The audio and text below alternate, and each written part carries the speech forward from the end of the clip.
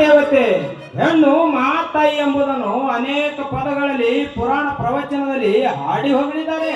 ಸ್ವಾಮಿ ಇದನ್ನೇನು ಹೇಳ್ತಾ ಇರುವೆ ಸ್ವಾಮಿ ನೀವು? ಸತ್ಯವನ್ನೇ ಹೇಳುತ್ತಿರುವೆ. ಈ ಜಗತ್ತಿನಲ್ಲಿ ಹೆಣ್ಣಿಗಾದ ಒಂದು ದೊಡ್ಡ ಸ್ಥಾನವಿದೆ. ಅಲ್ಲದೆ ಸಂಸಾರ ಜೀವನದಲ್ಲಿ ಅವಳೇ ಪ್ರಮುಖ ಪಾತ್ರ.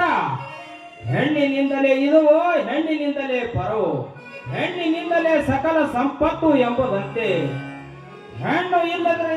ಹೆಣ್ಣು ಸಂಸಾರದ ಕಣ್ಣು.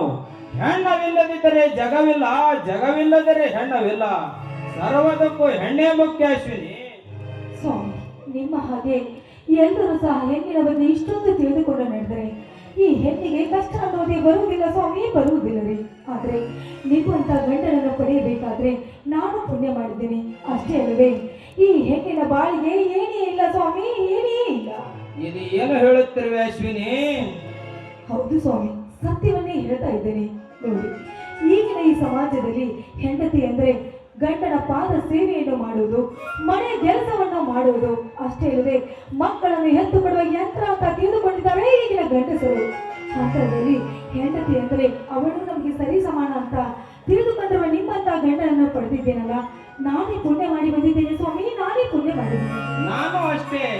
ಗುರು ಹಿರಿಯರ ಸನ್ಮತಿಯಂತೆ ಅಗ್ನಿದೇವರ ಸಾಕ್ಷಿಯಾಗಿ